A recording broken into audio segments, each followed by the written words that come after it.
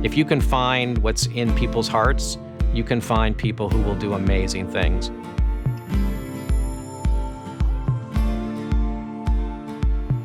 I love our purpose statement of discovering the inner greatness of brands, companies, and people, because to me, that's always been what David was all about, and it's something that I'm proud to say that Ogilvy is about today. We would be nowhere in Asia if some people had not taken some incredibly brave decisions to invest in these fast-growing markets as they were then. And they are the people that we should thank for where we are today, as well as the current team. Ogilvy PR has always made its case with excellence in thinking. And that's always going to be the key to our business. And I think it's what's done us so well for years in Ogilvy PR. And it needs to be what will be our future as well. And Ogilvy PR has shown over the years, over and over again, that they're able to adapt and that they're able to really innovate, offer new services, get into things really with a lot of energy and entrepreneurial spirit. If you look at the bench in PR, I think it's really the strongest that we have in the business. And it's such a unified group of people. It's such a strong tribe. It's very important for the 1,200 people that we have in Ogilvy PR in Asia Pacific to understand a little bit about the past, a little bit about where we've come from, so we know where we're going.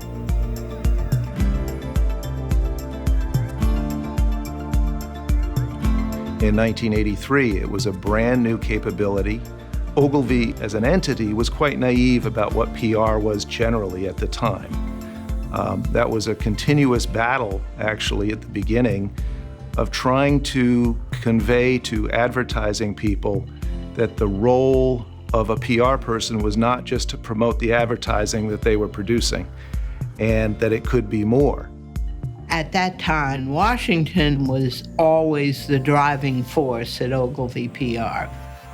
I always was interested in Asia, and largely because they were more than Washington.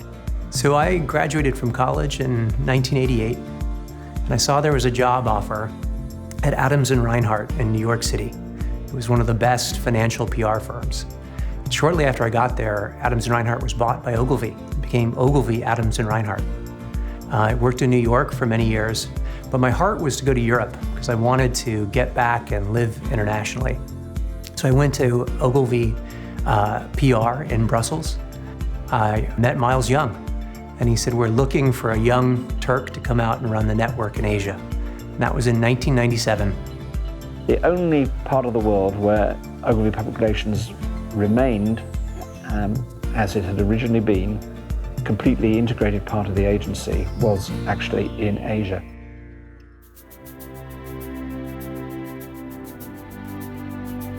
In Nicolina's restaurant, I met Steve Lyons for the first time. Napoleon once said that leaders are dealers in hope. And Steve Lyons was a shameless dispenser of enthusiasm. And what he managed to do was to lift the spirits of emerging talent, to make emerging talent feel that they were special, to make them feel that anything was possible. I think it's so important how he used local talent to develop this company. The network at that time was not really a network. So it was a collection of local businesses aggregated up, and what Steve had to do was to somehow make sense of that. One of the greatest guys you'll ever meet.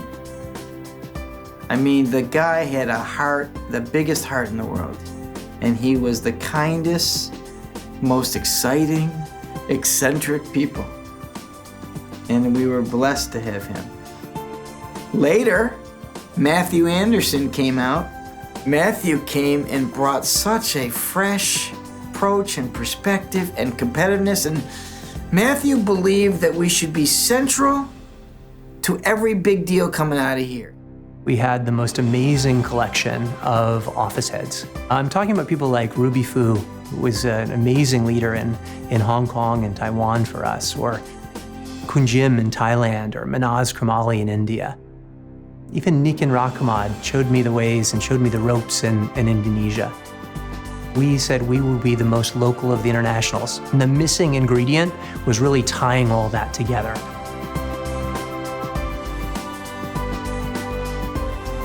One would get cultural whiplash by going from Mumbai to Tokyo in 1 week.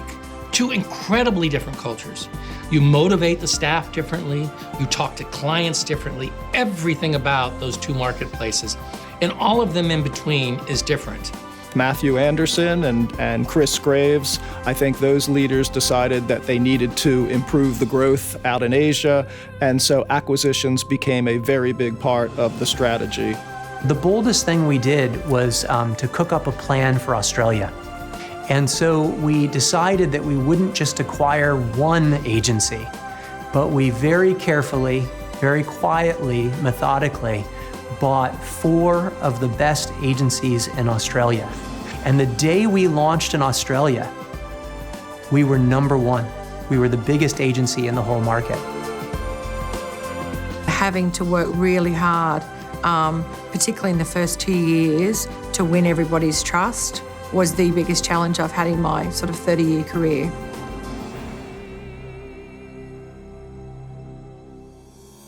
Probably the most meaningful things that happened for me was developing a program called the Pace Setters. We wanted to take people with the highest potential and to get them outside of their office, to give them exposure to international people and trends, to push their thinking and to give them the courage to go back and make their offices a better place. I was part of the inaugural Pace Setters, which was like super exciting at the time. It was kind of the first time the network had invested and was coming together and bringing different talents from around the region. So it was the first time I'd ever been to Hong Kong. One of the first sessions we had actually was with Miles. So Miles Young, the chairman of Asia Pacific at the time, came and did a session around leadership. There was something very specific that PR did. It was operating in the area of influence. What it did was to create influence. That was the unique thing which it did, which advertising can't really do, or can't do by itself. Direct marketing can't do by itself. That integration wasn't just a matter of convenience. It became a matter of offering clients something really compelling and really different under the framework of 360-degree brand stewardship. The biggest pitch we lost was for IBM in Hong Kong. When we lost the business in a huge pitch that I just put everything into, I called the client afterwards, and they said that they had great confidence and trust in the woman running Edelman, whose name is Clara Scheck. So the only thing I could do was to hire Clara, and we won IBM the next year. Many of the leaders in the organization have been with Ogilvy for 10, 15, 20, 25 years. And so to me, that says something about the organization.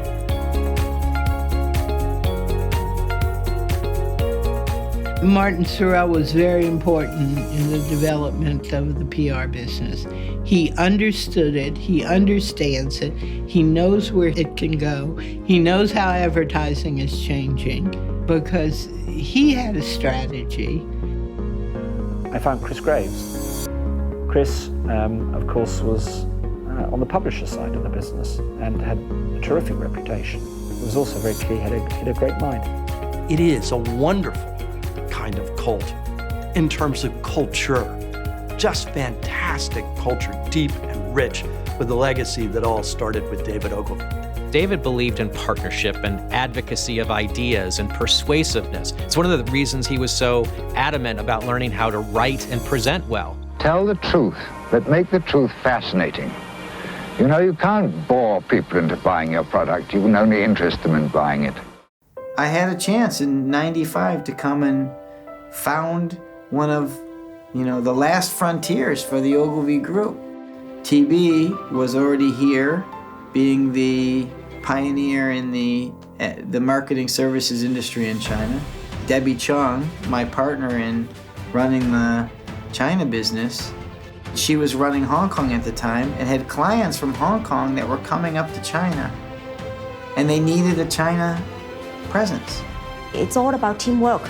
Creativity is not just one hero, it's all together. When I joined Ogilvy, there really was no definition of what our business was about. There was very, very little that was done to actually match the audience with the type of content in the message and where it was placed and when it ran. We really decided we needed to grow, especially in terms of financial PR. Now, there's a great firm that Clara Scheck, the MD in Hong Kong, had identified first called IPR. Hong Kong is a financial market, and we need to be a player in the financial world. I joined the company, the network, since the company was acquired by the WPP Group since 2005. Ogilvy is a very strong household name, and being part of it can help my staff to grow further.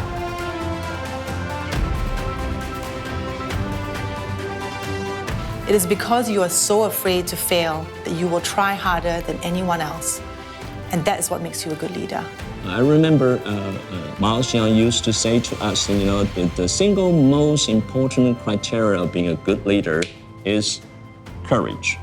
If you focus on people, I believe the numbers will follow. That's always the truth.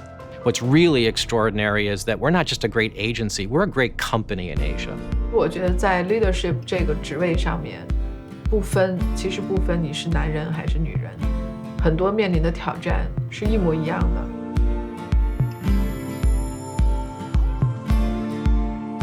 那我发现说，其实那个加入奥美的那个初衷，其实是让我一直在这家公司的一个很重要的原动力。The people in Ogilvy PR have always been so astoundingly first class and first rate. 这个工作呢，不是 individual 的工作，是 we are not alone. We are working together. We are working as a team. Every time there was a downturn, we tried to invest in more training. We tried to retain the best people. We tried to sharpen our toolkit. And most of all, we realized that we had a unique window when we could attract new talent to the company.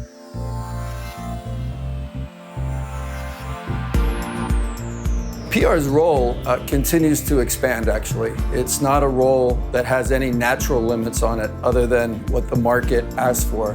What I think we're starting to see is public relations agencies and public affairs agencies morph into integrated marketing agencies.